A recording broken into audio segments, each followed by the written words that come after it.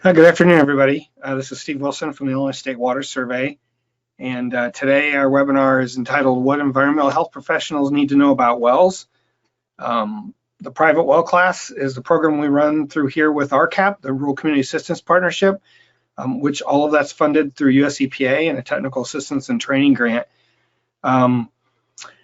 Private well class is not this webinar. This is to support the class itself. It's a 10-lesson class for well owners to kind of teach them the basics of what it means to be a steward of a private well. And I'll talk more about that later. There we go. So first things first, this is an EHP webinar, and so I assume a number of, if not the majority of folks on the webinar today are sanitarians or have LEHPs and credit. We do this webinar at least twice a year, and so we put an example up here, but you, if you're a NEHA credentialed person, the National Environmental Health Association, you can only get credit for this once every 2 years of your credentialing cycle. And so I use the example, if your cycle ended at the end of 2019, then for 20 and 21, you can only take this class once, and you wouldn't be able to take it again until January of 22. And so I've listed in the lower right-hand corner when we've provided the same webinar, and I say the same core content, that's the way it's defined. You all were allowed to ask questions in advance. The second half of the webinar basically will be answering some of those questions, and those are different from one webinar to the next. And I guess what I'll say about that is, if you have taken this webinar before, or once you take it this time, go back and look at the past webinars, and if you go to the second half where the questions start, you'll find answers to different questions than the ones we're answering today, for the most part. All right. So there are 3 handouts in your handout tab of your GoToWebinar window if you need to download those. And I know at the end, or if you have any questions or you need a copy of the slides or any of those things, there's the email address to reach us, info@privatewellclass.org. And I don't know what's going on here. My screen keeps. Okay. RCAP, if you've not heard of RCAP before, the Rural Community Assistance Partnership, they're a technical assistance and training provider that works with EPA, USDA, HUD. They provide housing, water, wastewater, and private well support all over the country. They're a group of 6 nonprofits that are listed here. The partnership, the national office is who I work with directly, but we also have folks in each of the regions who are working on private wells as part of this project. And I'll get more into that in a few minutes. But if you're not familiar with RCAP or the regional affiliate like MAP in the north central part, or RCAC out west, you should be. They provide a lot of services. They can do assessments for well owners, put on workshops with you as partners, or provide general support. And it's not just for private wells, but especially for non-community and community public water systems and wastewater systems, if you work with those groups as well. A little bit about the water survey. We're unique. There is an Oklahoma State Water Survey now, but it's only been around for a little while. The Illinois State Water Survey is celebrating its 125th anniversary this year. We started in the 1890s because of cholera and typhoid outbreaks. This is a placard that's up near the chemistry building on the U of I campus. And as an example of that, I use this example a lot, but it's pretty cool. Pana, Illinois, it's a town now of about 2,000 people. Back in 1916, they had a typhoid outbreak, and water survey scientists went down there and investigated why. This is one of the maps they created. In the end, it was traced to the ice cream company, not their ice cream, but the large vat, if you will, of milk, fresh milk, that they supplied to residents. 7 different dairy farmers supplied milk to them, and everyone used the same bucket to get into the same vat to pull milk out every day. And it led to 36 cases of typhoid in less than a month, and they figured out that was the problem. It's pretty interesting. There's records like this For many of the communities in the state, not necessarily bad stories about things like typhoid, but anything that's happened with their water or wastewater system or health effects from potential water or wastewater issues. And so it's a neat place. We have a lot of history. We house the state's well records and a lot of other things. We do applied research for the state of Illinois as well, and run things like the private well class, as well as help well owners in the state. So about today's webinar, again, this is part of this program with RCAP to support private well owners. The website's privatewellclass.org. If you found this a different way, that's where all the information is housed. We also have a YouTube channel, which I'll get into some of those things today. We have a number of partners, especially the National Environmental Health Association.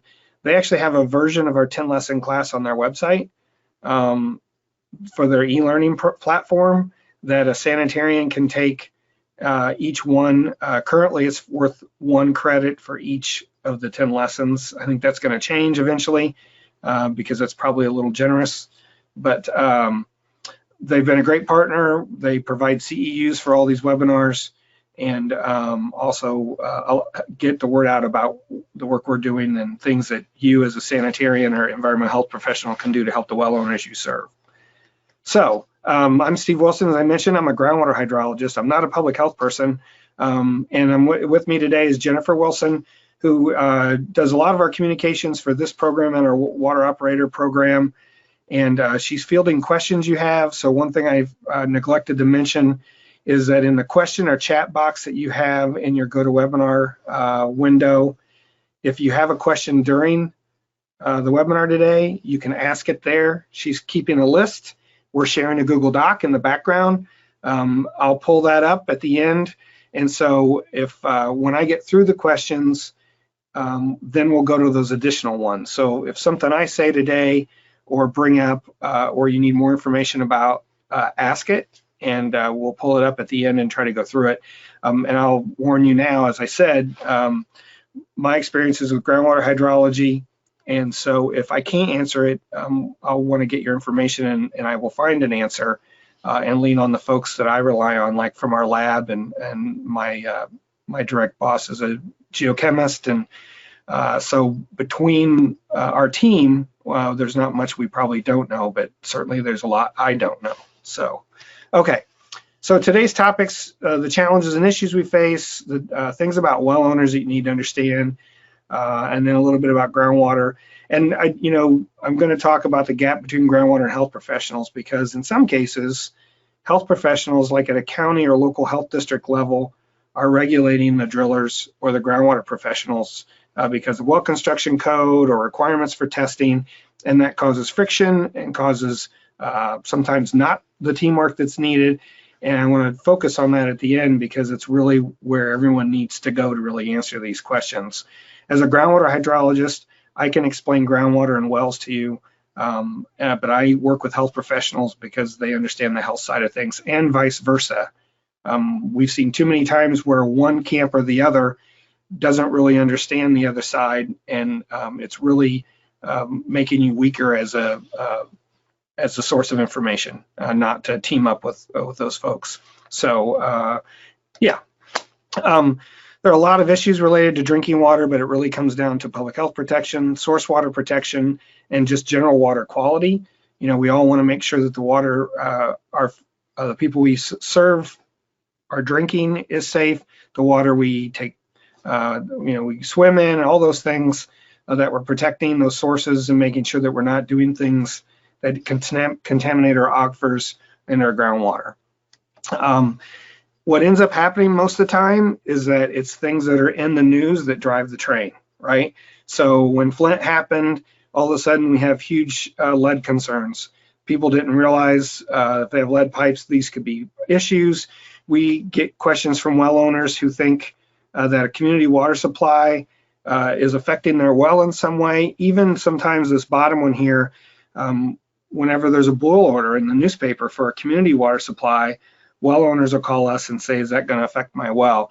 Not understanding that that boil order is about a problem in a drinking water system for that community and has nothing to do with their well or their own private water system.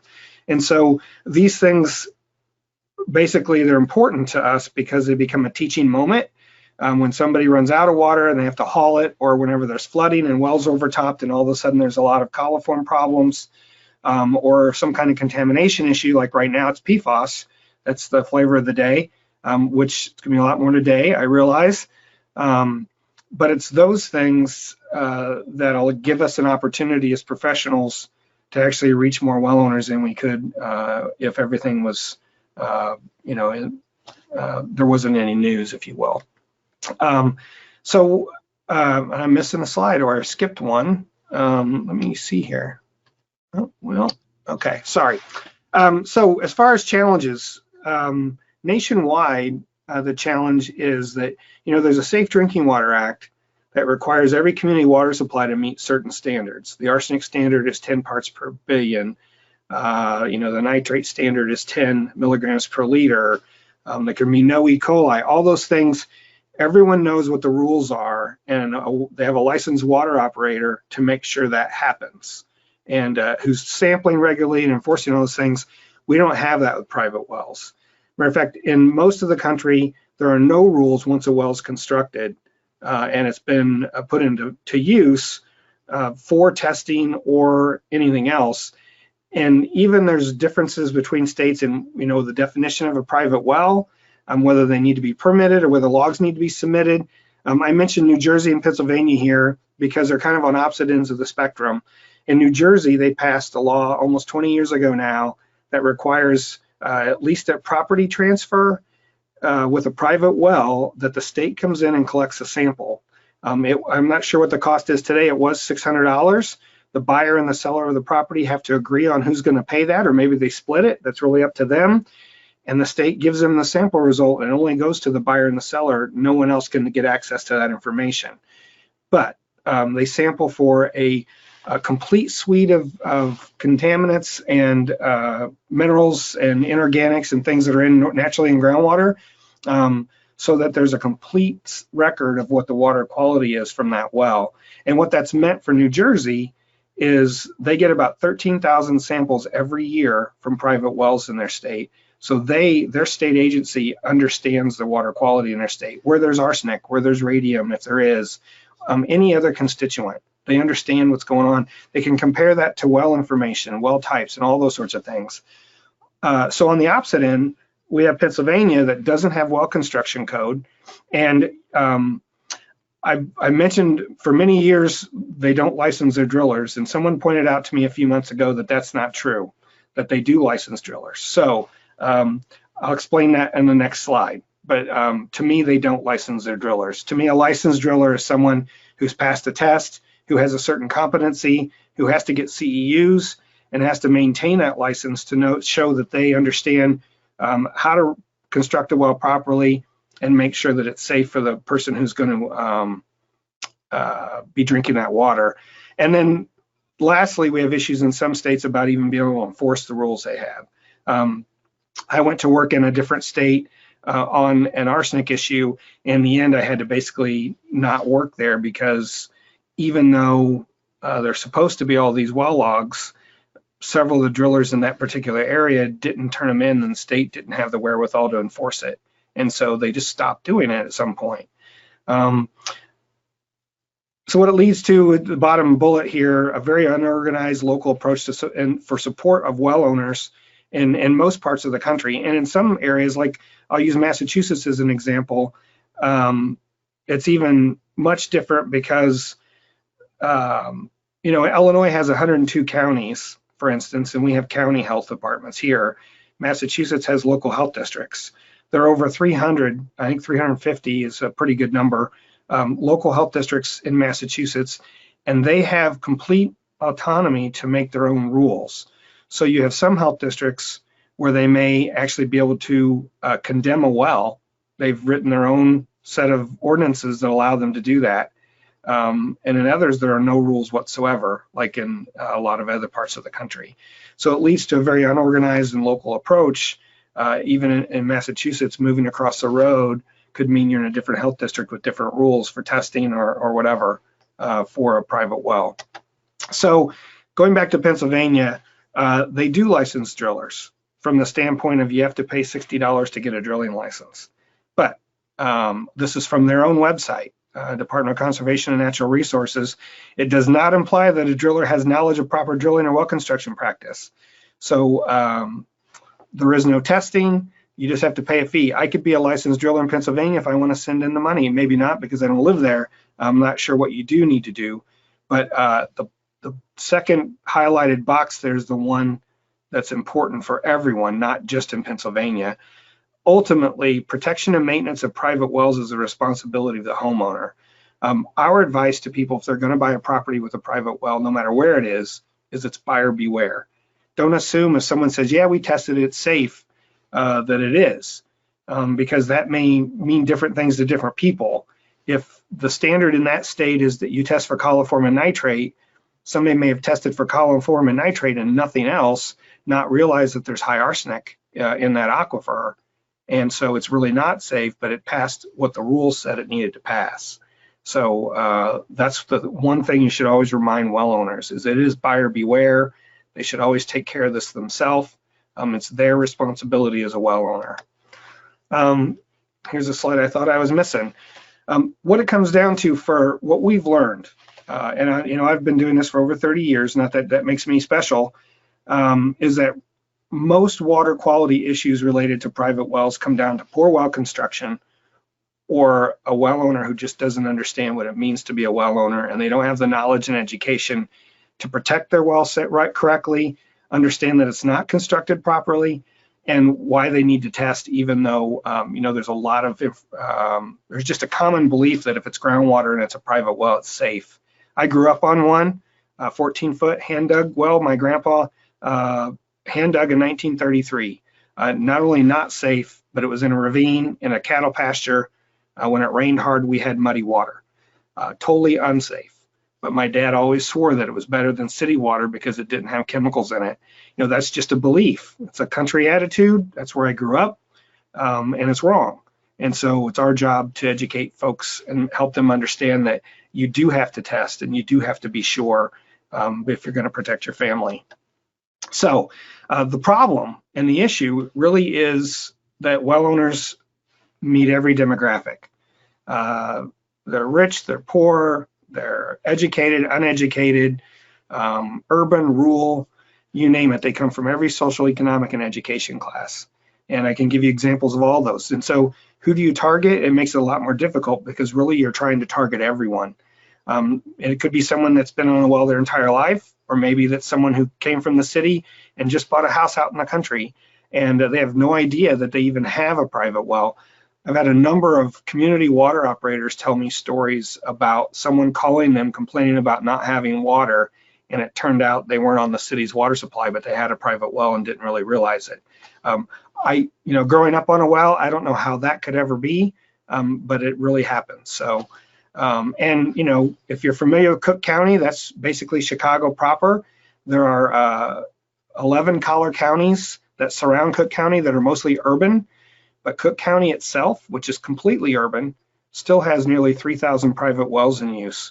And people who are familiar with the Chicago area, when I tell them that, they're like, there's no way there could be 3,000 wells in Cook County, but there are. And so they have very different issues than someone who grew up like I did, where there might have been 3 wells in the entire section, 1 mile square. So that's our problem as far as how to reach to well owners. Barb Lukonen and a few others did this study, and this is available. I'll mention it now. We had Barb come and talk at our conference in 2017, and the video of her presentation is available free on our website, and I'll show you that later. But this is a survey they did. They sent out almost 2,700 questionnaires to well owners in 3 states, Wisconsin, Michigan, and Minnesota. And they were looking at social factors. So they gave $2 bills or coupons for a free test or both. And you can see there from the green box that by giving a $2 bill and coupon for a free test, they got more people to respond. But the one on the bottom is the important one. 87% were only slightly or not worried. And these are people who had never tested their well. So their attitude going in was, I don't need to test my well water's safe. And you can see the box on the right there. these are the reasons why they gave, and this adds up to a lot more than 100% because people could check as many boxes as they wanted. They gave them a list of about 15 or 20 things, and these are the top 10.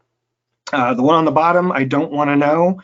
You know, I had that happen to me. We were doing an arsenic study here in Central Illinois, and I went to a rural subdivision where they were all private wells, and had a guy say, you can test my well as long as you do it when I'm not home and you don't send me the results. I don't want to know.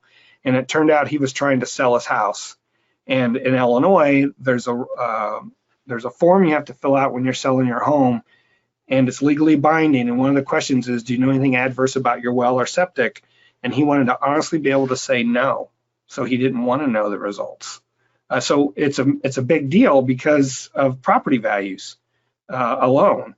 And so, you know, what we encourage well owners to do, if they're the buyer, test it first and find out. If they're the seller, test it first and find out. And if you need to add treatment, do it in advance. It'll help you sell your home a lot better than having someone come in the middle and find out there's a problem and it kills the sale.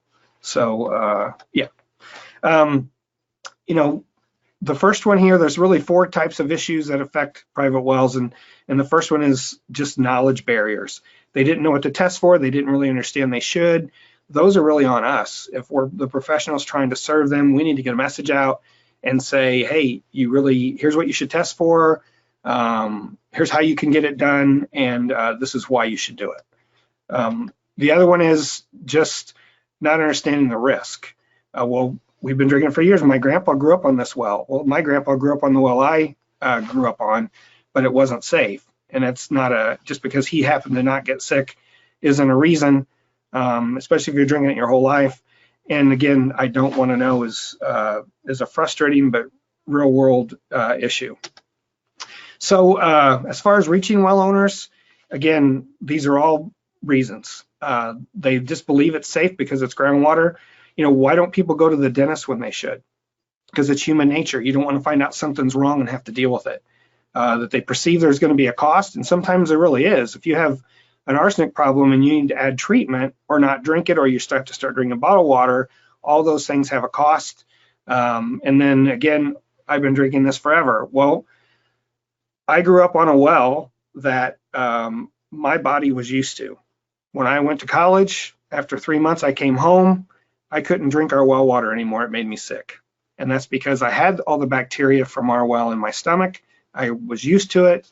And when I went to school, I started drinking city water that was chlorinated, and it changed all that for me. And that's a true story. It's no different than you hear about, you know, don't drink the water in Mexico. It's because the people there are used to it, you're not.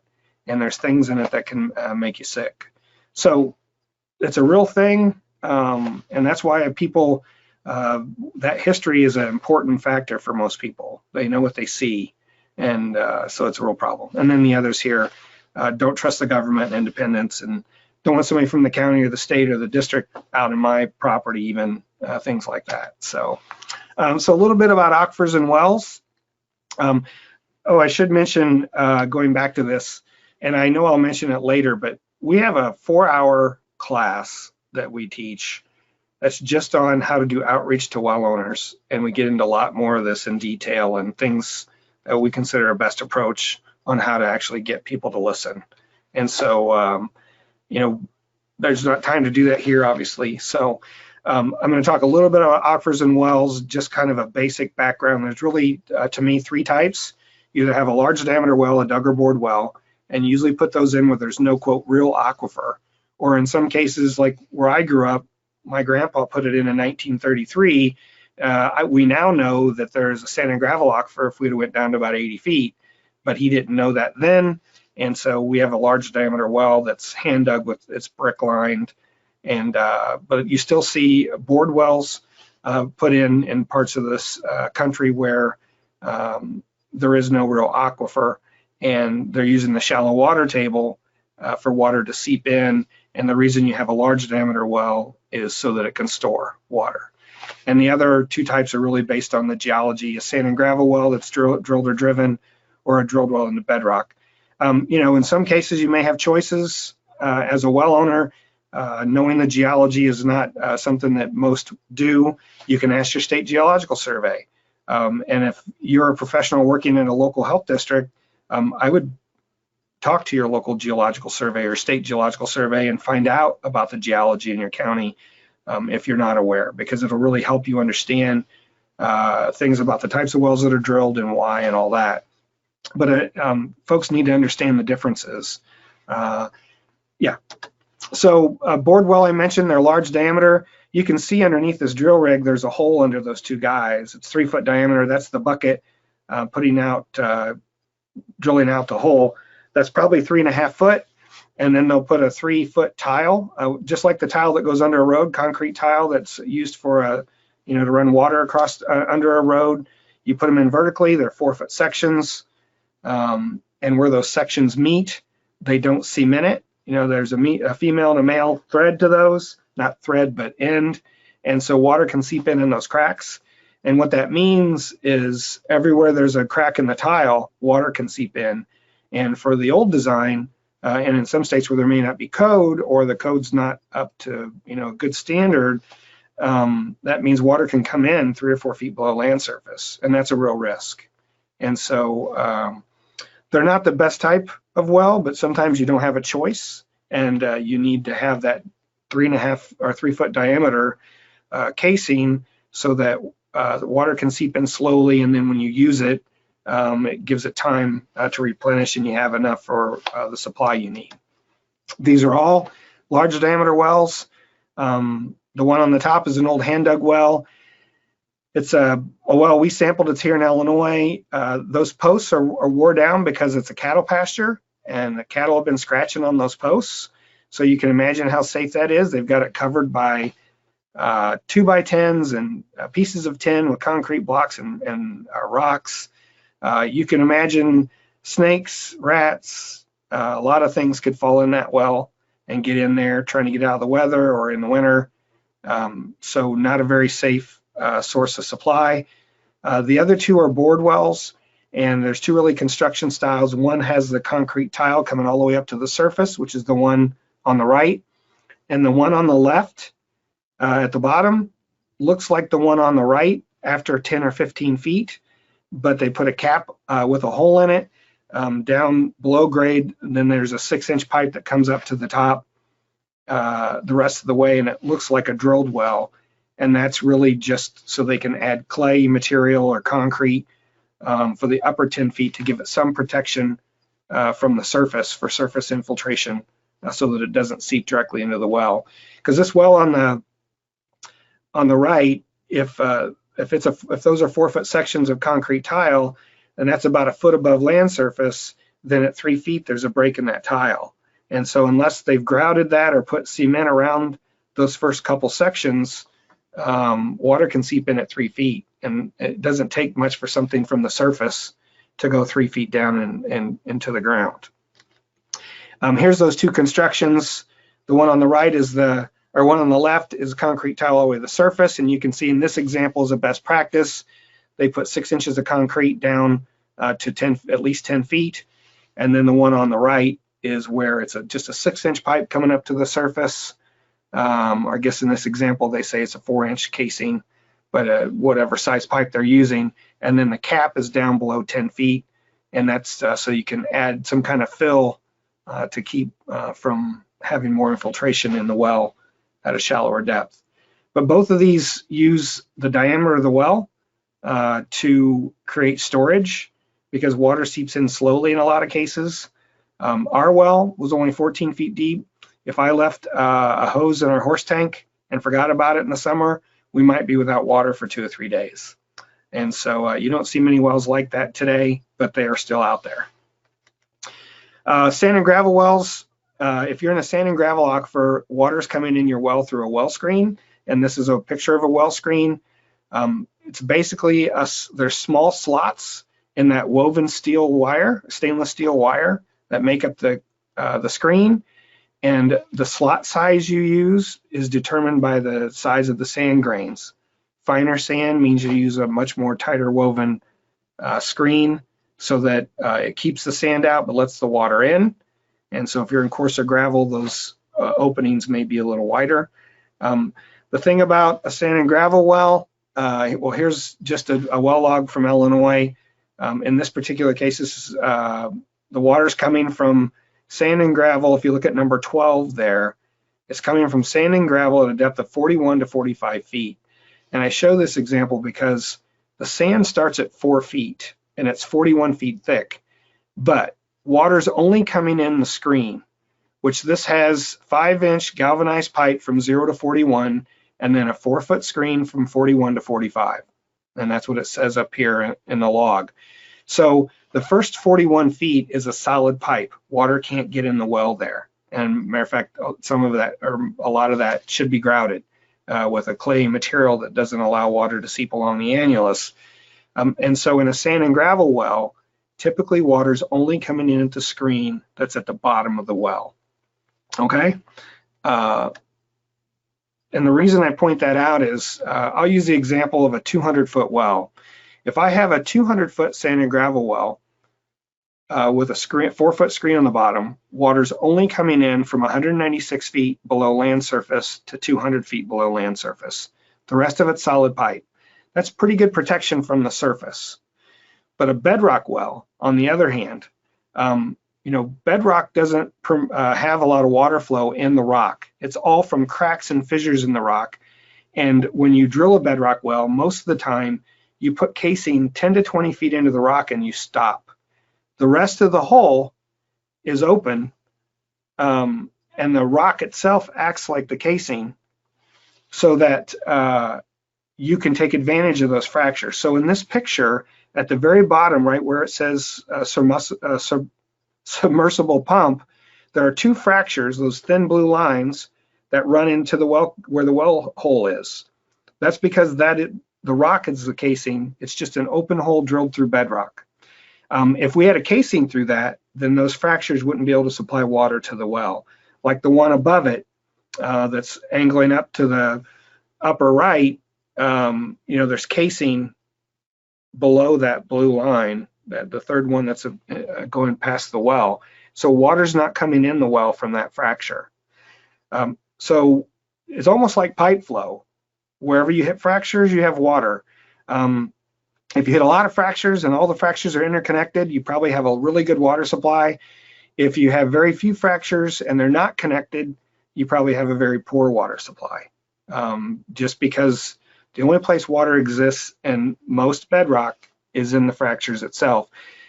So the problem here is not a problem necessarily, but can be, is you have areas where there's bedrock all the way to the surface.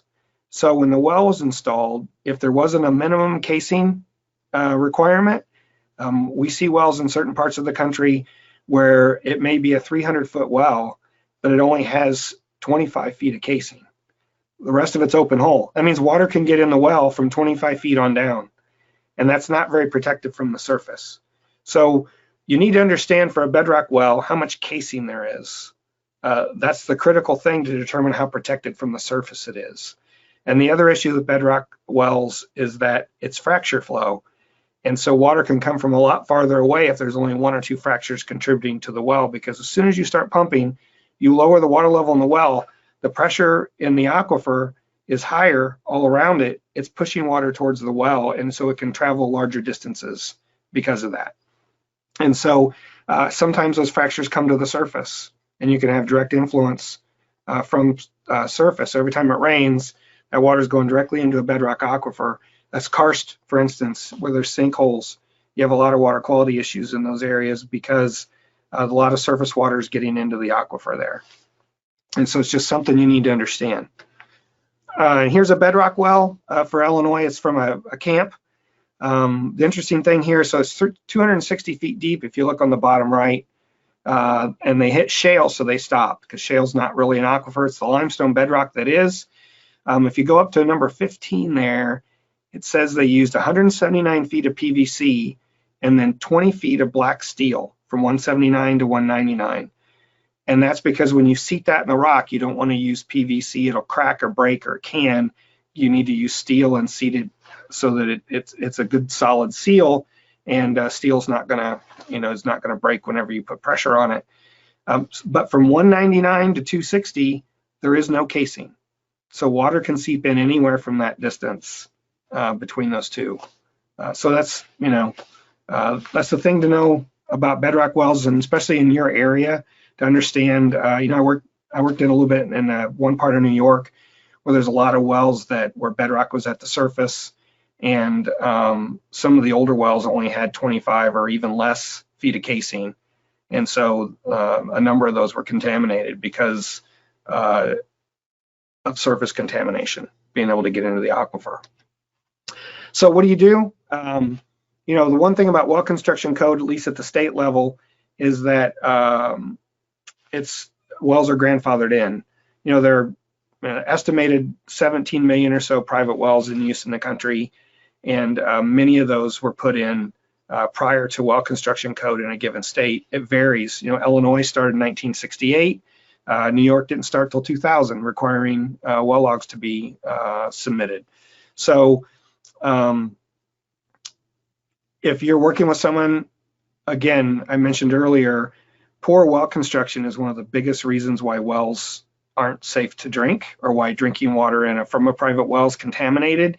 And so understanding that and fixing those things is the best thing a well owner can do. There are a lot of old hand dug wells still in use. They're not necessarily safe. If they don't have a choice, there's no aquifer, they should still consider putting in a newer well that does meet code today. And also, I didn't even bring up the whole pit thing. Prior to the 60s, wells were put in pits in cold climates so that they were below the frost line.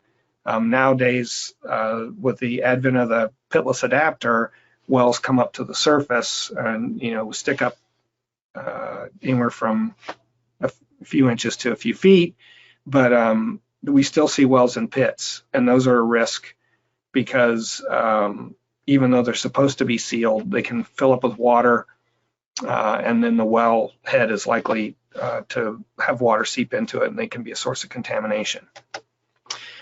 These are all poor wells. You've seen the picture on the bottom. The picture on the upper left is from the Washington State Department of Ecology. They have a blog, and they are the organization or the state agency in Washington State that regulates well construction and drillers. And you can see here there was a piece of plywood over the entire well, and a lady who lived there stepped on it and it broke, and she fell in and it killed her. But this is a little well house, and I don't know if you noticed, you can see the funnel at the top. You can see a broom over there and all that gray stuff on the ground. That's probably rotting insulation or old insulation. It's just not a safe way to have your well. Things fall in, all that stuff. And the picture on the upper right, that's a goat. It's from Southern Illinois. Someone took a 4-foot field tile and put on top of an old dug well. You can see the brick down there. They didn't have it sealed. Goat fell in. No one found it for a long time. The well wasn't in use at the time. And so now there's a dead goat in there, and contaminates the shallow groundwater there. And obviously, if there was folks using that well water, it'd be a real problem. So what do? You should extend any pipe up to the surface if they're in a pit. Fill in those pits with clay grout, and install a pitless if needed. And then also talk to folks in your area, drillers, your local well authority, or a contractor about what should I do with my well, or what should I do to help a well owner who has one of these old wells in order to make it safe for consumption. Also with abandoned wells, it's a huge issue around the country. There's probably as many abandoned wells that aren't in use today as there are wells that exist and are being used. We find them all the time, and it's because well logs weren't required until the 60s or later in many cases that we find more undocumented wells than we actually have on file. In Illinois, we have about 450,000 well logs on file, and we estimate there's close to 800,000 wells in Illinois that are in use today. And that's not including wells that were abandoned or not being used at all on a property. Somebody buys some property in the country. There was an old farmstead that's been torn down. They build a new house, they put in a new well, and the old well's still there somewhere. and it's really a problem. And if you are a well owner and you live on a property with an old well like that, somebody falls in, gets hurt, bends a axle on their car because they hit it, you're going to be liable for that. These are just some more examples, some newspaper articles from the 90s, and 3 of those are in Illinois. The third one down is actually from Texas. Jessica McClure. It's covered live on CNN, if you're old enough to remember that. This little girl was in a well for 18 hours and they had to dig her out. But people die from these old wells. And again, these 2 pictures are both from the Washington State Department of Ecology from their blog. And they're pulling a horse out of one old well, and the other one, they're getting a guy out. He fell 45 feet into this well and he came out unhurt. I don't know how, but very lucky in that case. So a little bit about groundwater health gaps. I mentioned that at the beginning. So groundwater is complicated. One of the things I showed earlier was that, I lost my thought there. Was that you may have choices on which aquifer you want to put a well in on a given property. In many cases, there are multiple aquifers. In Illinois, on the northern 2/3 of the state where it's glaciated, we might have 2 or 3 sand and gravel aquifers before you even get to bedrock. And then there might be 1 or 2 bedrock aquifers, depending on how deep you want to drill. Where in other areas, there are no aquifers at all, and you're putting in a large diameter well, or maybe you can't even do that. We have areas where people are using springs or ponds, or there's rural water districts that went in because there just is no water available. And so understanding that groundwater is really complicated. And sometimes we've seen where health folks will want to go to an area and look at, say, cancer rates for a given county or area, and then assume it's part of the groundwater. If there's 4 different aquifers in use in that county, they all have different chemistry. There's no way you can attribute any cancer data to any one of those and lump them together. So unless you know which well each person was on that got cancer, you can't compare it. And so that's why you need to have groundwater folks involved with some of those types of studies, because it's just not straightforward, as I mentioned. And private wells aren't community water. Got Johns Hopkins spelled wrong there, forgot the S. I participated in a group that looked at private well issues, and I went to Johns Hopkins and we sat around and talked about private well issues for several days. It was really interesting, a lot of neat people there. One of the things they listed, though, was algal blooms. And it was pretty clear that whoever had put the list together of concerns took a list off EPA's website of what community water supplies deal with, because private wells don't have algal bloom problems, right? That's a surface water issue. Algae need sunlight to grow, all that stuff. And so not taking for granted how private wells are different than a community water supply with all the distribution issues as well, and all those things matters. There's also a difference between groundwater samples and drinking water samples. The water coming out of the ground or in the aquifer may have one type of chemistry, but once it goes into your house, it sits in pipes, it goes through a softener or a filter or an RO unit, you've changed the chemistry, and what's coming out of the kitchen tap is much different. And a lot of times people will take one set of those data and use it to infer the other. And you just can't do that in some cases because they're not similar. And so when you're looking at samples, if they're groundwater samples and you don't know what kind of treatment people have, you can't assume you know what they're actually drinking and what levels they're drinking of anything. So, so no information on treatment or bottled water. We don't know who's actually drinking their well water. Many times when we talk to people, well, I don't drink it. We use it for showers. And that's a very common statement. And so, again, if you're doing some kind of health effects study, you can't assume everybody on a private well is actually drinking the water from that well, and it's the contributor to whatever health issue you're dealing with, because a lot of people, or they may have treatment that's doing that, and there's no information available. It's really frustrating that we don't have any idea how many people have treatment or how many people are not drinking their well water, because in some cases people are doing that out of fear, and they really shouldn't or don't need to, and don't need to go to that extra expense if their well water's fine. So the bottom line is we can all benefit from each other, and they're different viewpoints. We look at the world different ways, and but I still see groups that feel they're the authority and don't want to give the other group the time of day. Or again, as I mentioned earlier, there may be a situation where one's regulating the other, and that's a tougher nut to crack, no doubt. But need to find a way to work together and learn from each other. And I put down here lagoon example. We put together an assessment tool, which I'll talk about in a little bit.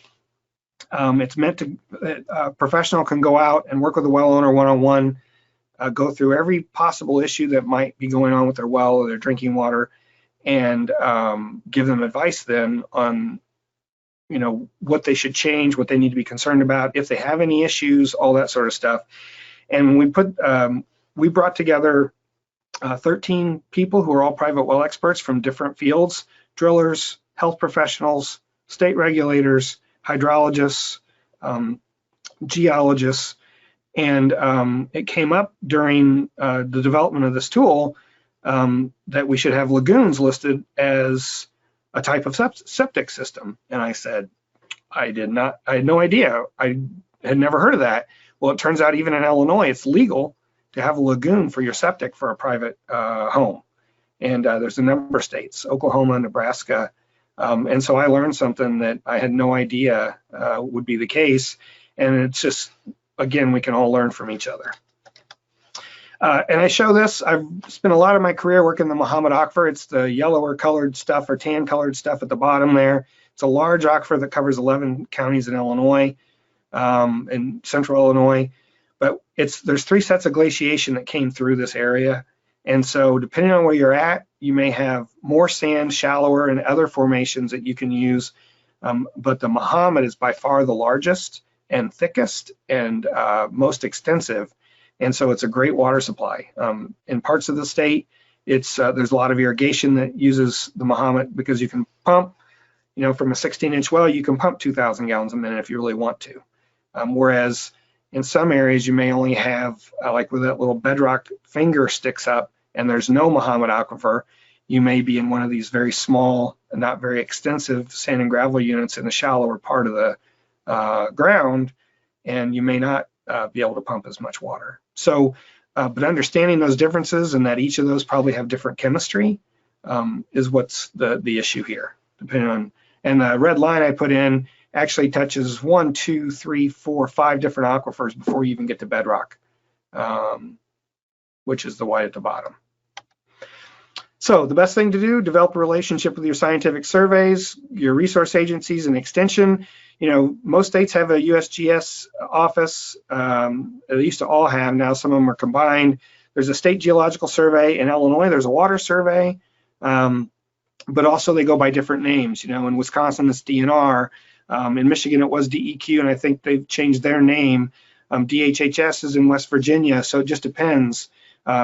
You know, New York and Minnesota have their Department of Health deals with both private wells and community water supplies. So knowing those groups and what expertise they have, you know, I mentioned New Jersey folks earlier. Some of their staff have done a lot with the data they have, and they really understand some of the groundwater quality issues in their state. We had 2 other folks speak at our last conference because they have expertise on lots of different contaminants in groundwater, as well as treatment for those contaminants. And so you should know those folks in your state or even in another state. If there's not someone in your state that has that expertise, they're out there, and it's good to get to know all those people. So, and also the folks that map aquifers, maintain well logs, collect groundwater quality information. So our public service lab has about 30,000 samples in our database. When a well owner calls me, I can go to our database, pull up a township, range, and section and county, and if there's any water quality data available for the groundwater there, I can have it in front of me in about 30 seconds. So I can help somebody on the phone and say, well, yeah, you know, you're going to have, the water's really hard, there's a lot of iron, sometimes manganese, whatever. Or if you're in the Mahomet and in some of the counties in the very middle of the state, you may have arsenic issues to deal with. I'd recommend you test for arsenic. All that sort of information is there, and it's more and more becoming available. So it's really worthwhile to get to know who those folks are and what information they may have. So on all the things mentioned there, they're a great resource for it. So I want to talk a little bit about the private well class, and then we'll get to the questions. I mentioned it's 10 lessons. The way this works is a well owner or anyone can sign up for the class with an email, and it sends you one lesson a week for 10 weeks. And it starts out the hydrologic cycle, how water gets in wells, well types, and goes all the way through treatment, things you need to be concerned about. It's meant to be a basic but comprehensive initial class on how to be a well owner. And so someone asked the question in the questions we have today, what can I do to help private well owners understand their wells and well water? Have them take our class. EPA listed on their website about 300 or 400 other organizations and agencies and health departments listed on their website. We've had over 8,000 people take our class, and it's really worthwhile. As so many well owners don't understand well basics, and this is a way for them to do that.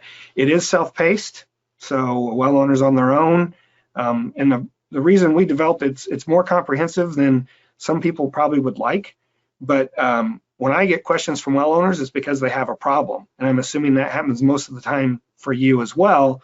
Well owners don't call you when everything's working properly or when they don't have any issues. They call you whenever their water is a different color or has a funny smell, or whenever they hear that arsenic may be a problem in their area, and they want an answer.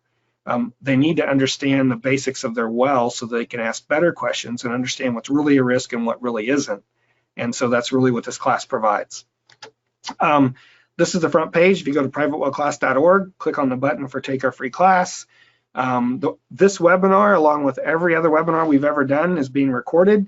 You can click on webinars events up at the top and go to past webinars, and you can watch any of the past webinars we've ever done, as well as we've got some short videos on different things that are, what's a bedrock aquifer, things like that. What do I do after a fire, forest fire in a certain area, things like that. For each class, under the resource library, there's also, for each lesson, I should say, there's a set of other materials that we've provided that are from other agencies, organizations, or universities that support the information that's in our lesson. And you can click on any one of those. They're all free to download, and they give you additional guidance and help you understand specific concepts. And those things are available for all 10 lessons. If you scroll down this page, you would get to those. The entire class is available in Spanish. If you're in an area with a lot of native Spanish speakers, encourage you to highlight this web page as well. The entire class has been translated into Spanish, as well as some of the videos that we have. And we've done, we were very fortunate being at the University of Illinois with 48,000 students. We had a PhD student from Columbia who was a Fulbright scholar who worked for us, for him and his wife, actually both, put together all this information for us. And wonderful folks. They really understand the issues with private wells and wanted to make sure that this was done in a way that wasn't, auto-generated translator, things like that. So it all makes sense. They even translated all the figures. And so this is from lesson 1, and the entire thing has been, he's a PhD civil engineer. So we're pretty lucky and pretty confident that the material here is all in good shape. The goal of our program really is these things, so the well owners understand why their well is important, why they need to understand how it works, so they can take care of themselves and protect themselves from risk. And that's really the goal of this whole program we have. We're very fortunate to be funded through RCAP and US EPA, and so everything we have is free and freely available. Even the conference, we've had 2 conferences, one in 17 and one in 19. They're free to attend. If you're a well professional, they're not for well owners. They're really for the folks that are serving well owners and working with them. I mentioned all the webinars are recorded. This is an old slide. It's from 2016, but we've done this webinar twice. We did it again in August of 2018. What do well owners need to know about lead?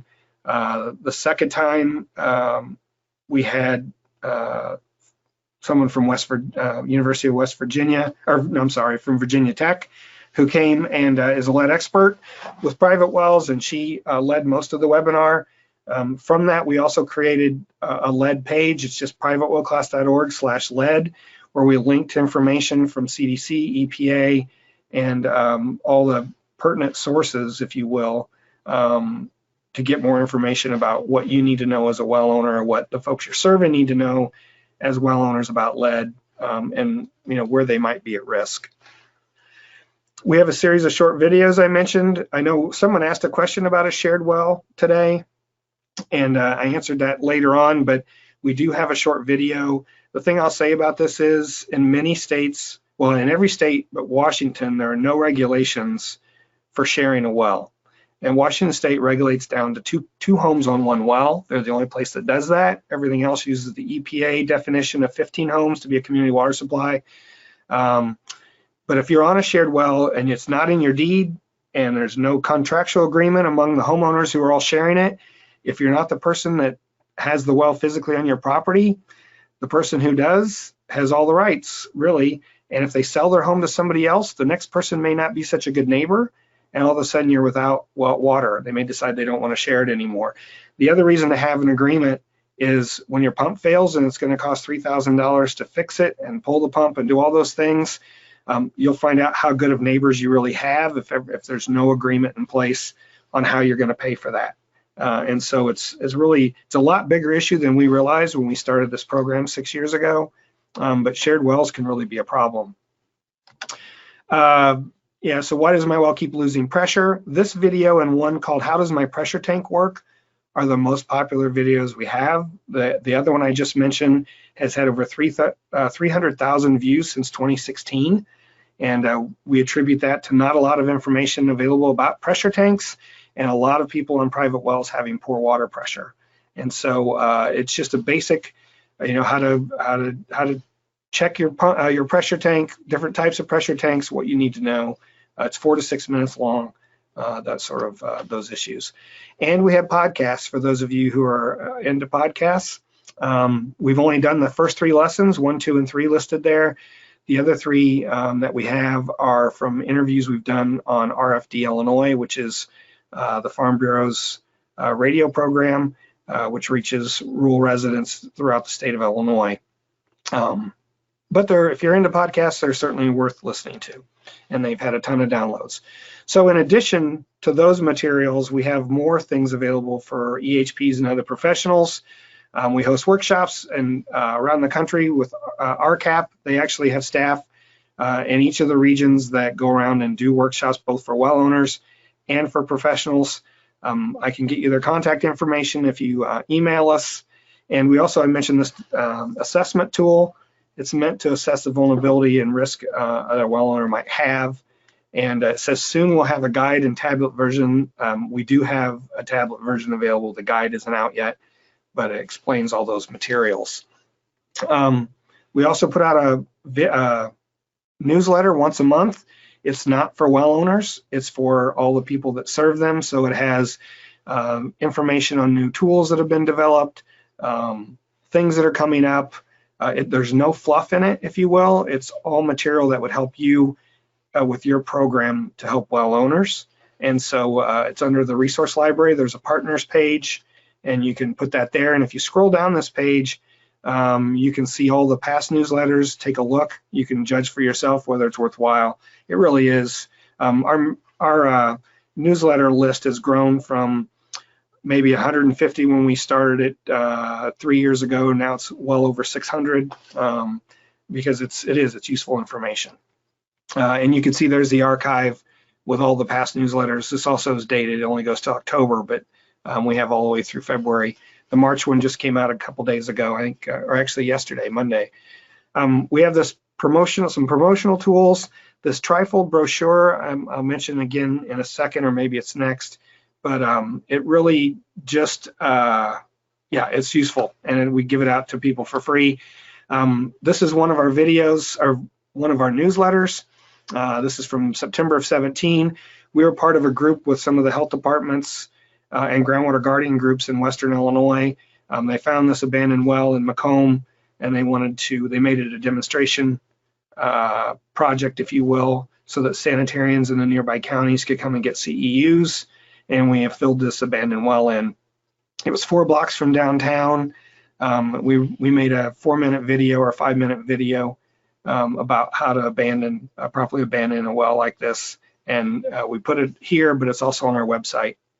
But we try to highlight these types of information so that other folks around the country can use it as well. So another one of our another one of our newsletters. This is after our conference the second conference we held in Harrisburg, Pennsylvania.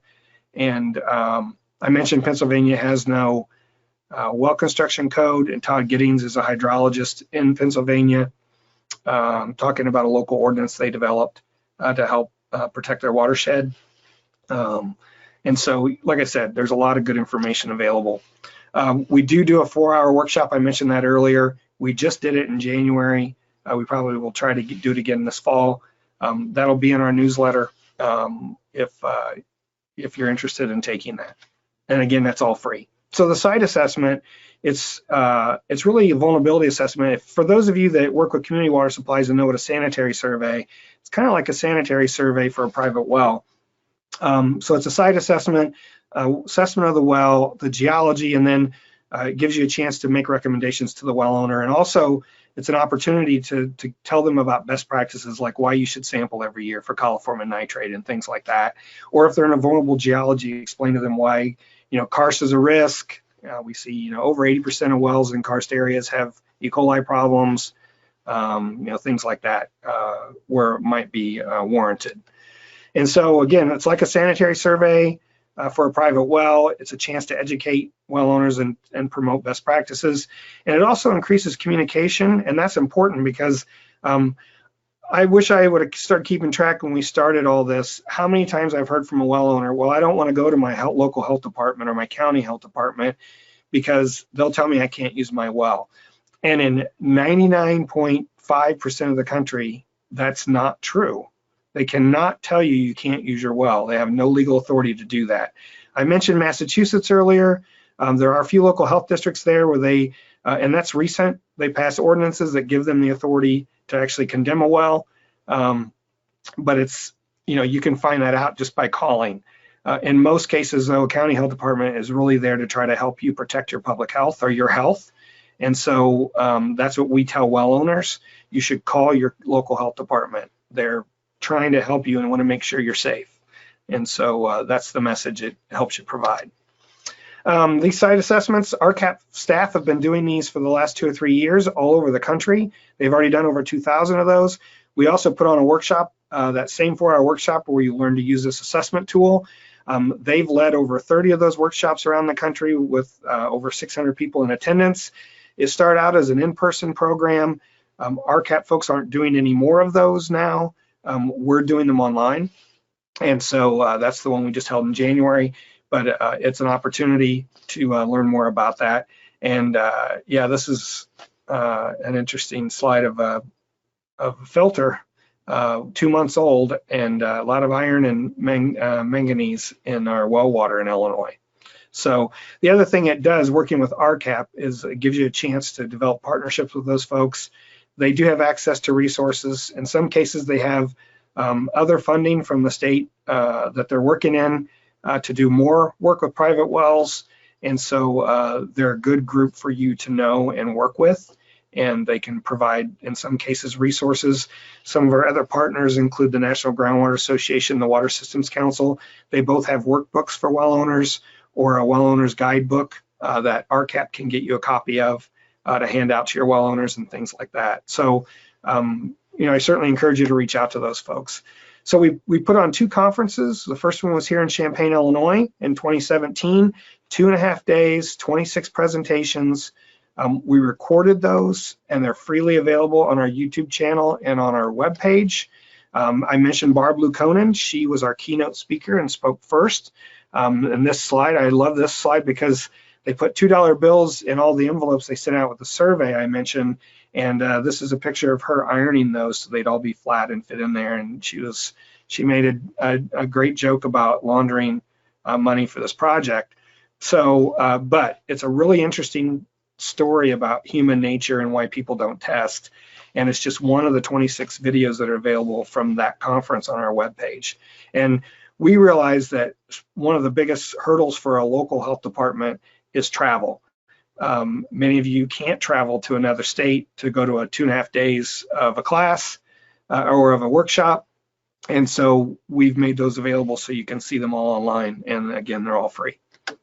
We held a second one in Harrisburg, Pennsylvania. I already mentioned Todd Giddings, but we built on the first one and tried to cover different topics in the second one. There's a lot more about treatment and contaminants in this particular workshop. And one thing I didn't mention for both workshops, they're not researchy, if you will. It's not a bunch of research papers. Researchers were there, and there were a couple, but most of it's practical stuff that you could use in your work experience with well owners, and that's the idea. We're trying to get practical information out there about ideas, things that you can share, places you may be able to come up with ideas to even find funding so that you could do more work with well owners in your area. I mentioned this brochure earlier. So we developed this brochure really thinking about a county or a local health department.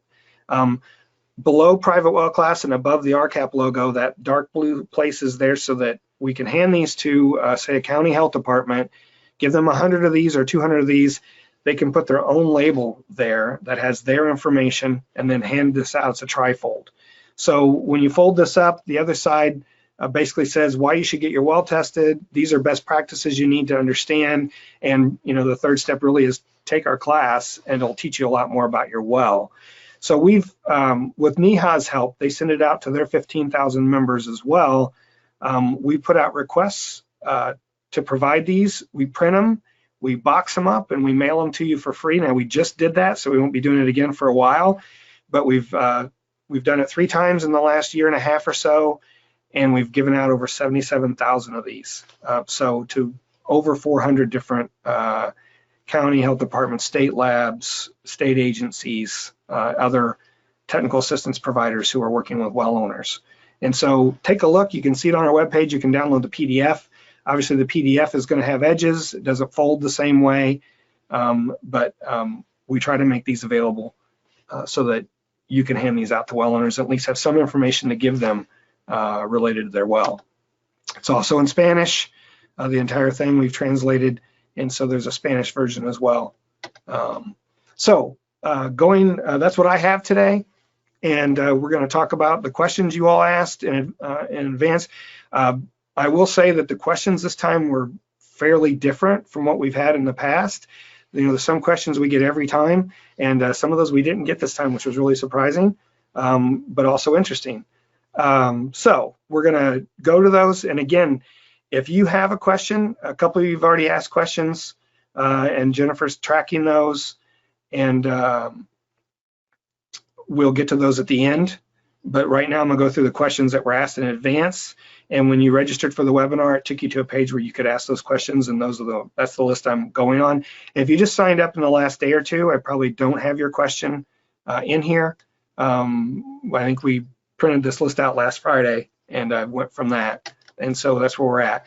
So starting out, the first question. So in dolomitic bedrock, how far will groundwater travel in a year? Well, groundwater travels because of pressure. So it's like if I poured water on a table, a pool of water would just sit there. But if I lift up one end, water runs downhill. Same thing in an aquifer. Water wants to be flat.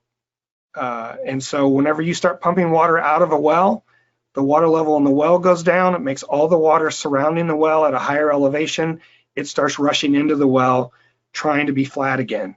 And the more you pump, the more that it keeps running. So with bedrock, it matters how many fractures there are. We talked about that earlier, and also how interconnected those fractures are. And I put these 2 examples up. In May, we're gonna do, we haven't done this class since 2014, we realized, but just a basic groundwater class on, the types of material, how permeability and porosity, all the basics to understand why some wells are better than others, why some produce more water than others.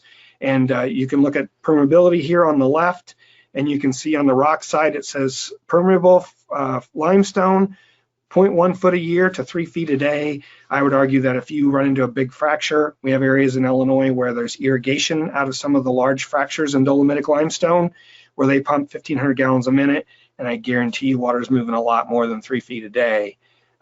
But again, it matters what the flow system is. If you have a recharge area where water's coming into the aquifer, it causes the water to be higher at that point. It's pushing water through the system to a discharge point. We'll go through all that then, don't have time to do it today, but it's not just every aquifer that's the same type, doesn't have the same flow system. They're all unique, and that's why you need to understand yours locally. The same way with on the right side here, sand and gravel is unconsolidated. If I had a jar of sand, like that square of sand with the blue in it, that says well sorted sand, if that jar of sand was full of water, there's about 30% of that jar is water or air if there's nothing in it. So if I have a 100-foot thick aquifer that's sand and gravel, there's 30 feet of water if I take all the sand away. That's a lot of water over, many, many square miles. So there's a lot of water available typically in a sand and gravel aquifer, whereas in a bedrock aquifer, as I mentioned earlier, it's almost always in the fractures. Some sandstones can have stored water in them because they're basically cemented sand, but in most cases, it really depends on the fractures. And caverns and limestone, karst areas, Tennessee, Kentucky, Mammoth Cave, all those things, Missouri, Southern Illinois, all those are carved out of rock. It's very friable bedrock. So over millions of years, water running through them has created those caves and caverns, especially when the glaciers melted.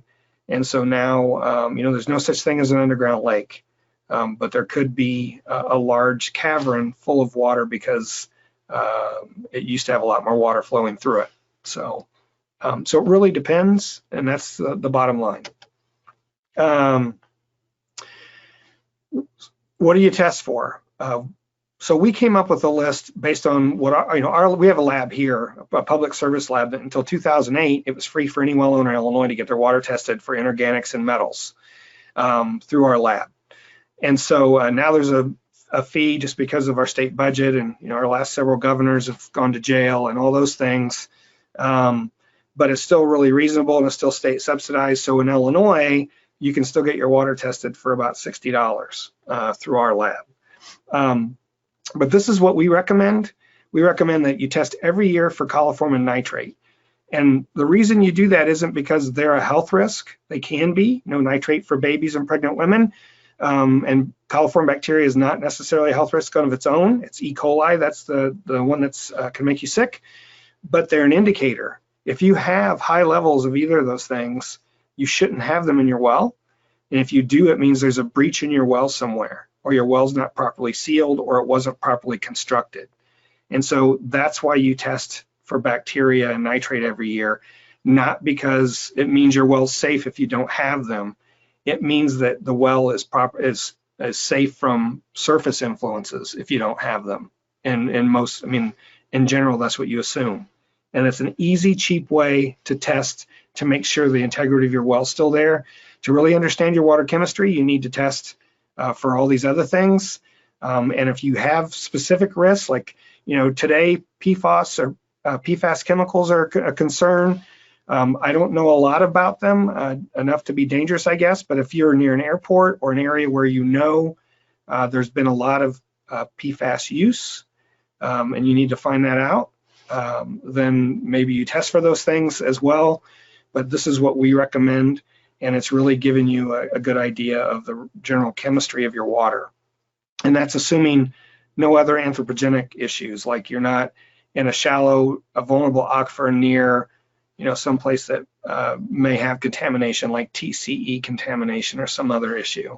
So it's also situational, and it's based on where you live, as I mentioned, those other things, how deep your well is, and how well constructed it is, as far as what known contaminants could be in the area. And I'll give you some examples. What we tell well owners is sample for this list, as well as anything your local or state health department suggests might be an issue. And here's some examples of that. So Massachusetts DEP has on their webpage, you can type in your address and it'll tell you if you need to be concerned about arsenic or uranium. So if they say you don't need to be, they've mapped it. They've studied all the chemical samples for Massachusetts. They know where it's at, naturally occurring, and they can tell you whether or not you need to sample for those things, okay? Another example, Rhode Island. All those little dots, little circles are where there used to be orchards where there's a heavy amount of arsenic contamination in the soils. It doesn't necessarily mean the aquifer's contaminated in those areas, but it's more likely because there's so much arsenic in the soil there that it's leaching slowly and becoming part of a problem. And this is a case where arsenic isn't a natural occurring contaminant, but anthropogenic because it was used as a pesticide on orchards for many, many years.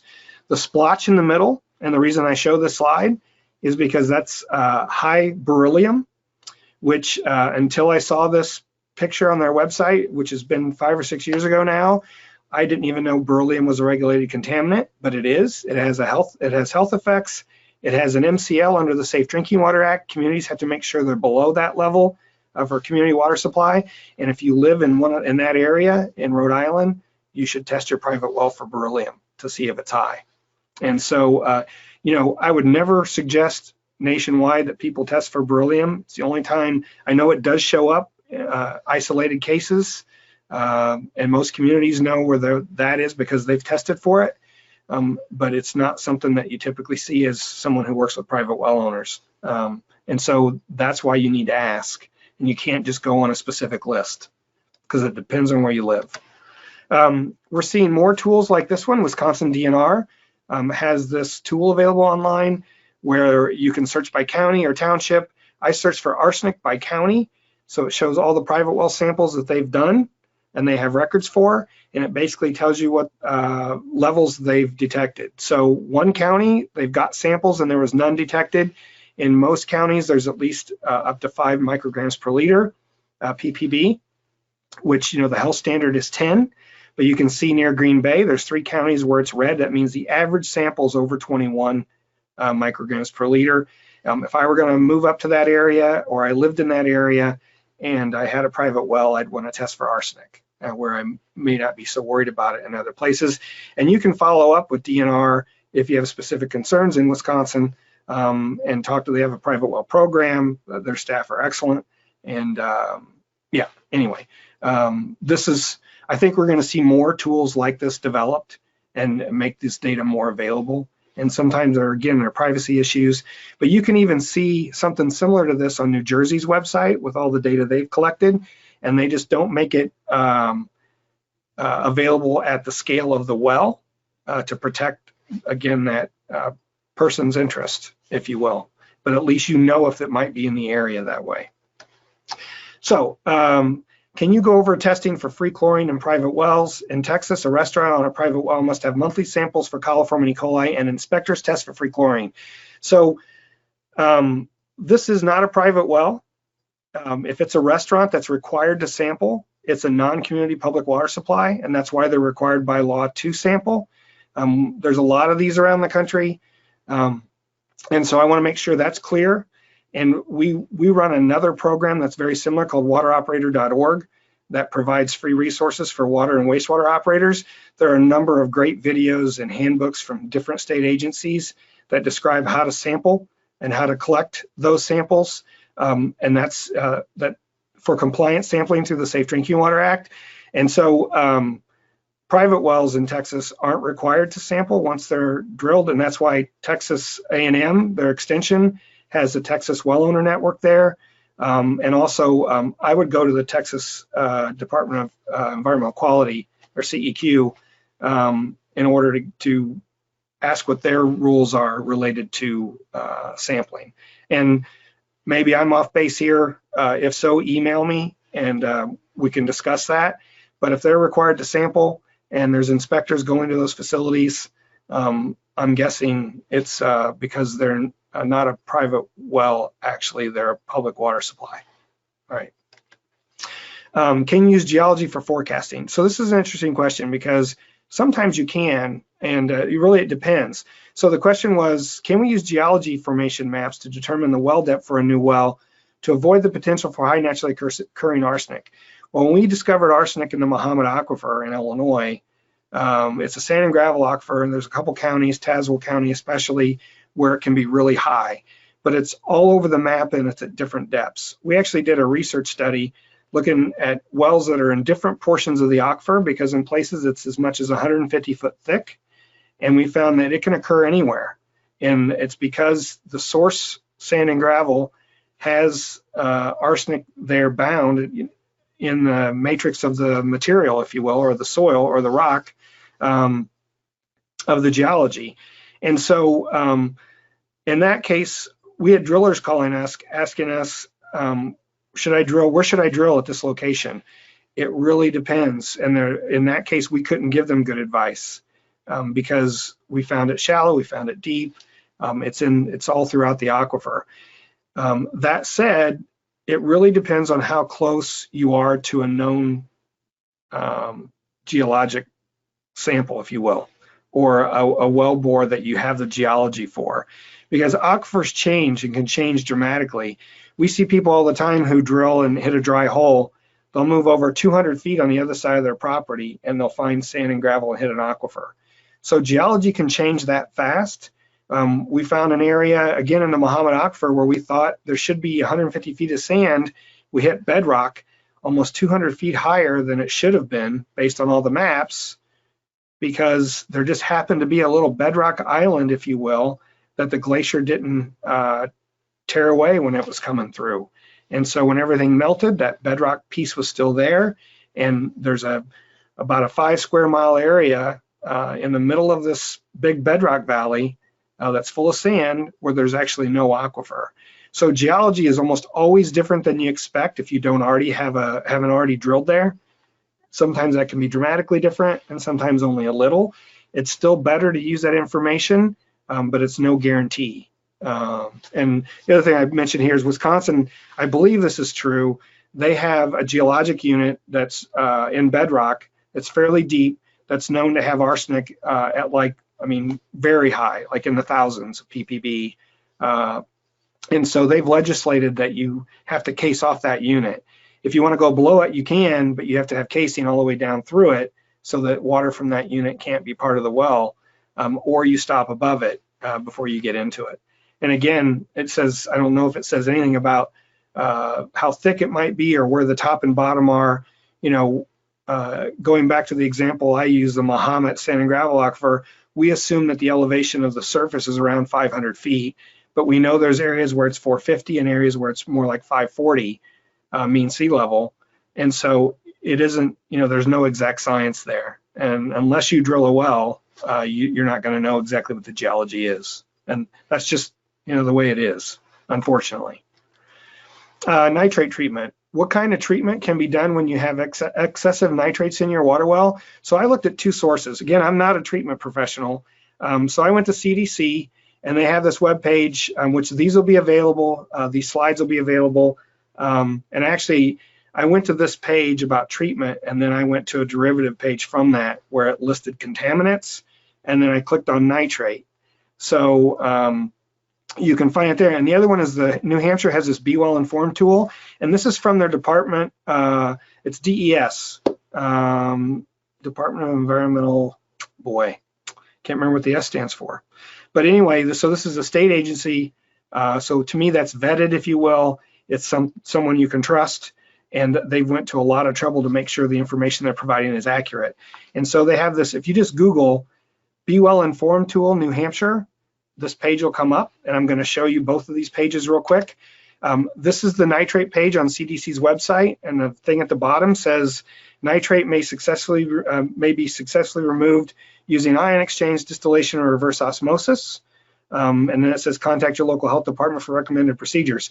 What I've learned is we all assume that a county health department sanitarian has all the answers. Sometimes they're new to this too, and don't necessarily have all the answers. So what I can say to those folks is find out who your other resources are, and we can certainly help you find those people, because we want you to be informed as well.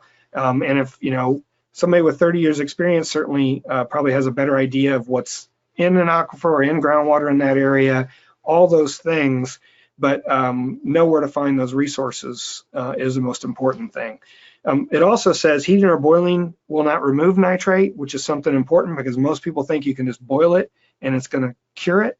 It actually doesn't work for nitrate, nor do chlorination or filters.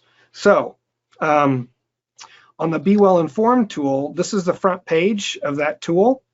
It's the NHDES Be Well Informed guide. If you click at the bottom on enter your well test results, and we share this with well owners, and if you want a more detailed explanation, we had someone from New Hampshire DES come to our 2017 conference and give a presentation on this. And because of that, 6 other states have requested the source code so they can build something similar in their states. So it's a really great tool. It's something that New Hampshire allows anyone in the country to use. When you click on this, I put in 50 milligrams per liter for nitrate as in, knowing that was over the limit. And what they recommend is a point of use for your drinking water. There are, as the CDC mentioned, there are other ways. This is the most common and probably the most affordable way to treat it. And so, and they also give you links then back to NSF, Co-op Extension, and other water treatment professionals, and those may be in New Hampshire, but it gives you an idea of who you need to talk to. NSF is the National Sanitation Foundation. There are 3 groups that, and now there's probably more, that certify treatment equipment. NSF, Underwriters Lab, UL, and the Water Quality Association also does that. And so you can go there and look at what treatment devices are available and things like that as well. I wanted to show this page because this is what you can enter on this website. These are the constituents that are listed, okay? And so coliform bacteria, they've added recently the per and polyfluoroalkyl substances, PFAS chemicals, which I didn't know until I got into to take the screenshot, and that's new. And so I haven't put any numbers in there and see what it tells you, but there are treatment available for those. These are just 4 of this. I believe there's several hundred PFAS-related chemicals out there. These are 4 of the most common, and I think these might be the ones that are being regulated in New Hampshire, or they plan to regulate in New Hampshire for community water supplies. Don't quote me on that. We'd need to talk to New Hampshire to be sure. I bring that up because one of the other questions I got was, what testing is recommended for radionuclides when they may be present? Gross alpha, gross beta, and uranium come to mind.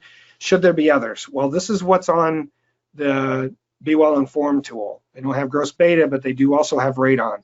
And radon is definitely an issue. And we've had that question before. It requires special testing because it volatilizes some things like that. And I'm not an expert on those things. But what we do know from EPA's webpage is that radon can be an issue. Most of it's considered because of inhalation, and that's why you have to test whenever a property sale in your basement. A lot of people do, and some people have to add radon treatment devices for the air.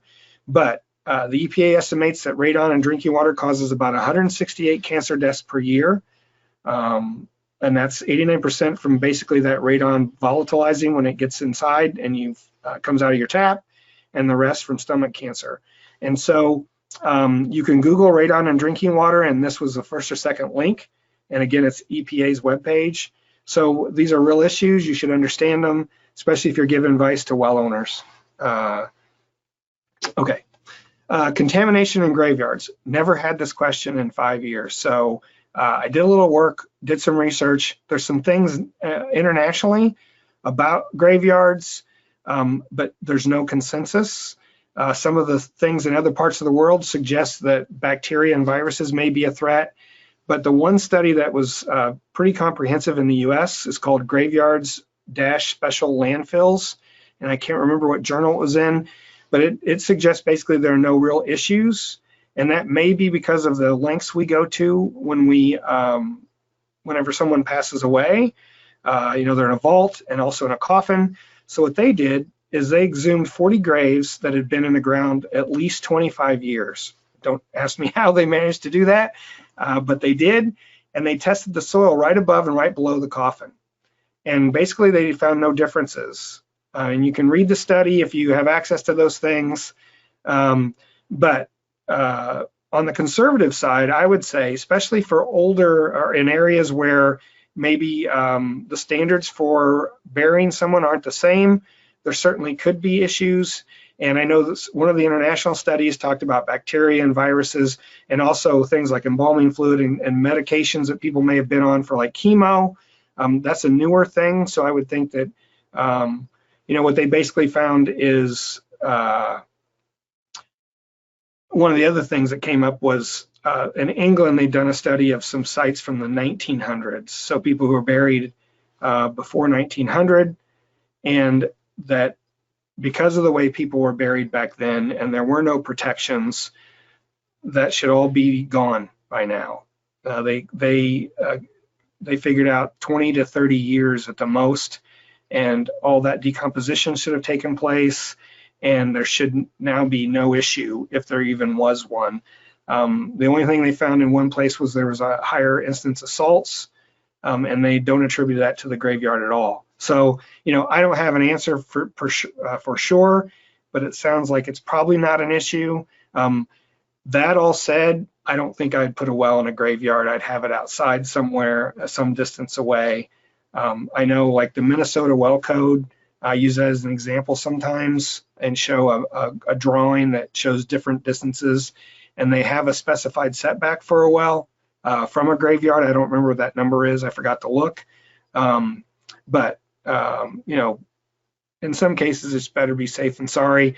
If this is a well that's being used for irrigation mostly, for the flowers and grounds and all that stuff, use it just for that, and use bottled water or some other source for drinking water if it's needed. And maybe that's not possible, I don't know, and maybe that's why you had the question. If there are water fountains, things like that, I'd say it's a specific thing. Yeah, and I would deal with it locally. Springs. Why are natural springs not suitable as a source for water testing? Now, I'm going to assume that you meant not as a source of drinking water, because I'm not sure what a source for water testing means, other than you want to test them to see if they're viable as a source. So again, going back to our conference, this is Judy Manners. She's with the Tennessee Department of Health. She had funding from CDC to go out and test springs in Tennessee, and there's a lot of them. It's a really interesting talk. And this is the very beginning. And so the first thing she said is, so there's some comfort in being the only person talking about springs at a private well conference. But it was really interesting, and springs are really an issue in a lot of the country.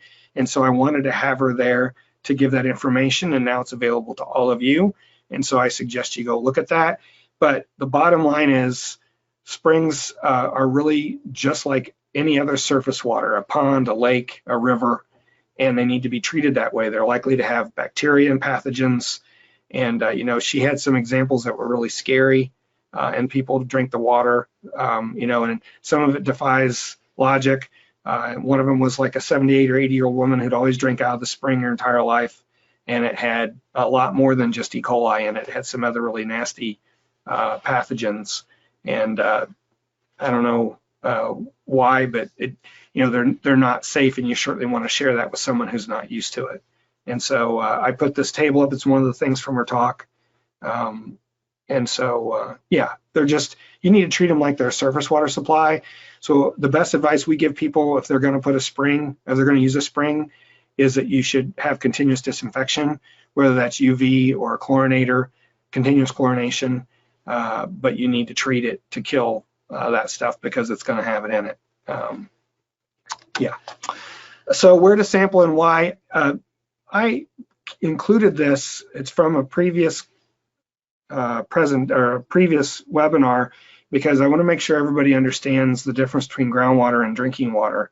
So what our lab does, because we use the information as researchers on groundwater quality versus drinking water quality, we ask people to collect two samples. One from an outside tap that's before any kind of treatment. We ask them to let it run so that they're getting the actual well water. So the pump's on, it's through the pressure tank.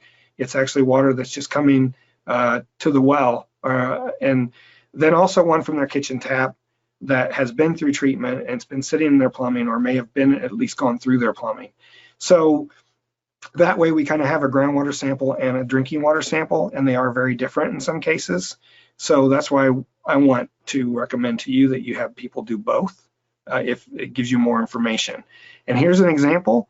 This is a well near Champaign, and things I'll point out quickly, because I'm already over my time, I apologize, is that the hardness here is 351 on the bottom right.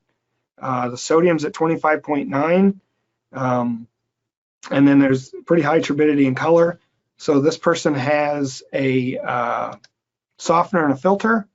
And when they take a sample after that, all of a sudden the sodium's gone up to 198, which could be an issue if somebody's on a low sodium diet. But the hardness has gone down to 0.68 from 300, over 300, which certainly suggests that the softener is doing its job. A few other things change here. The pH is still above 8, which our groundwater here, close to here, typically is. Then they added an RO unit at their kitchen sink, and you can see most things are less than, which means it's below our detection limit.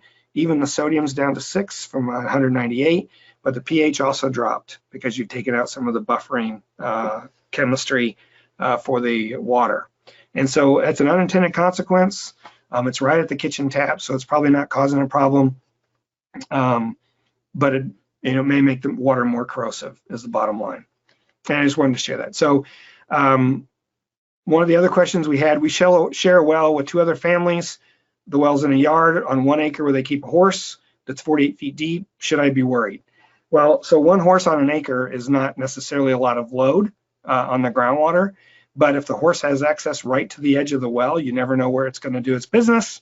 And so if the well's not protected, or if it's an old dug well, again, it comes down to the geology matters.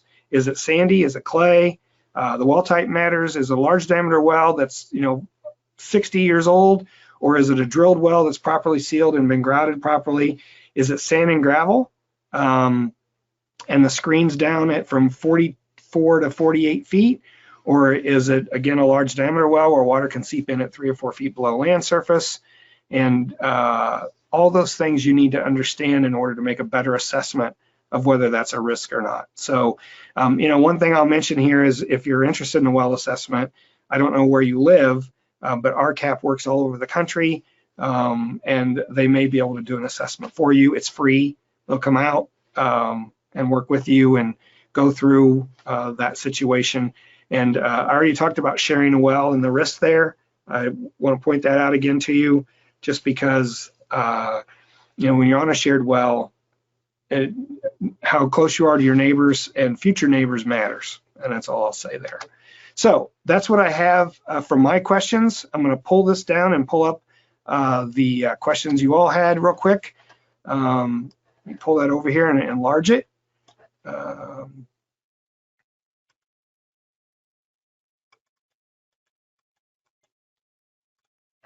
And we'll see if that works. I'm sure we can, yeah, okay. So what if rocks cause arsenic in your private well? Well, so arsenic's the 7th most common element in Earth's crust. If it's there, it's not, I guess your question is, what of rocks causes? It's not just the rock, but it's also the water chemistry that causes it to dissolve or to go into the water and become a constituent in the water. We see in a really interesting case here in Illinois,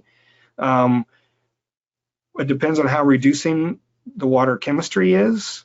So when there's still sulfate available, because it's not that reducing yet, we see bacteria mediating in the groundwater.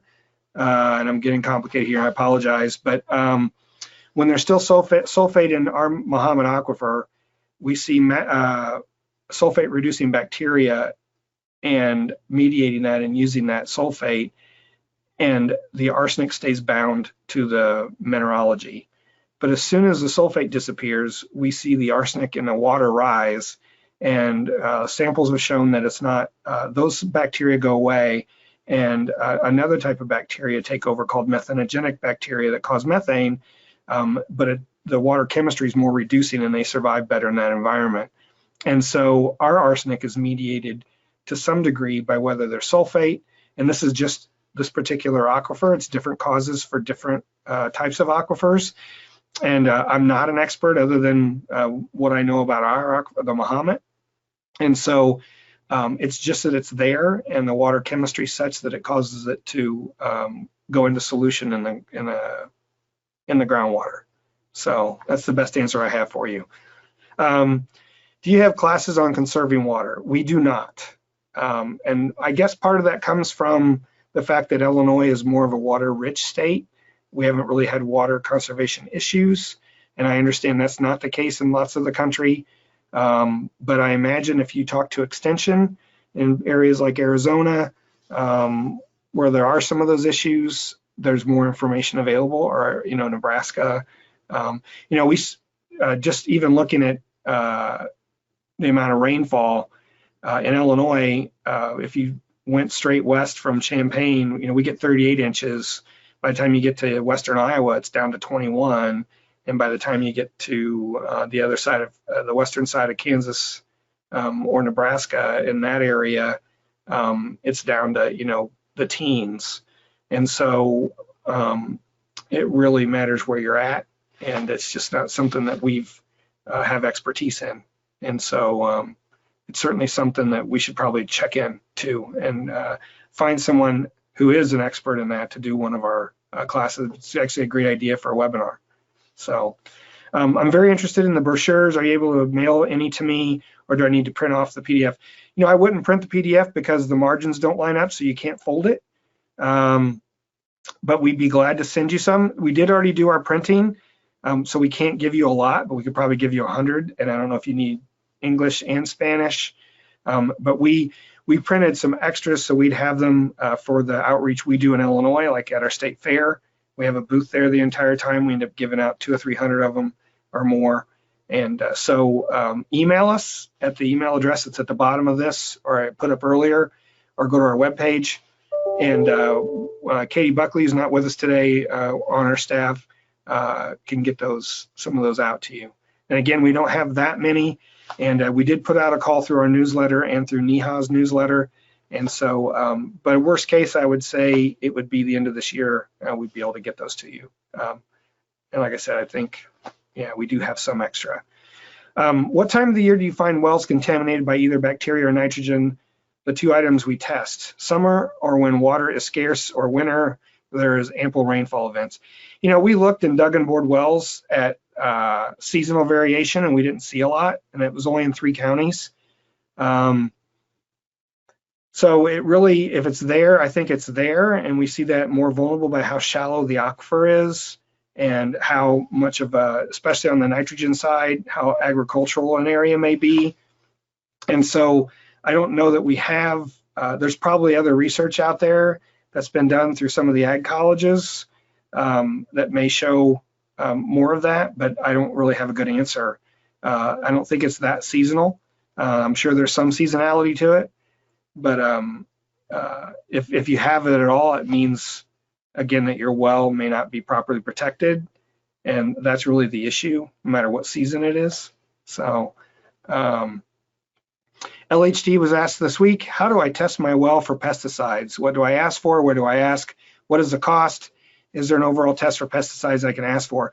Well, so I know some of the home tests that say we test for pesticides, we tell people watch out, because there's a lot of different pesticides out there. They use different methods. There's HPLC methods. There's different classes of chemicals that are used as pesticides, herbicides, and insecticides. So there is no one test or overall test that you can ask for. The thing to understand is what chemicals are used in your area, and then go from there. I would talk to your extension about that, and as well as, boy, if it's tough, because I used to do a lot of pesticide work, but it was in the 90s. And so I'm a long way removed from that, and chemicals have changed. And we don't, a lot of formulations have changed. Some of the ones that were real problems aren't in use anymore. They are more expensive to test for. I would talk to a lab, a certified lab first, and ask what pesticides they do and what the costs are. And the problem is they're typically expensive. Some may have, be able to do the, I can't think of the name of it now. it's more of a, oh, they're called assays, where they can test a whole plate of things at once. So they may run 40 samples at a time. It's not as accurate, but it gives you a, yes, I should be concerned and do a more accurate test, and no, I shouldn't. These are still done by a lab, though. They're not done through a home kit. I would not recommend those at all, in my opinion, and especially for pesticides. And so I don't know what the cost is today. They can be pretty expensive. Yeah, I would think you'd have to be sure that you have a real risk for those things based on either well construction or known shallow contamination issues and things like that to test for those. So what's the best way to file your septic permits? That's a state-specific question. Every state's different. And I'm not a septic professional, but I know you need to go through whoever the agency is that requires that and talk to them. And again, my take on this, not as a regulator and not as someone who has to do these things like file permits, is that you should develop a relationship and work with the folks that regulate you. And maybe I'm missing the question here, but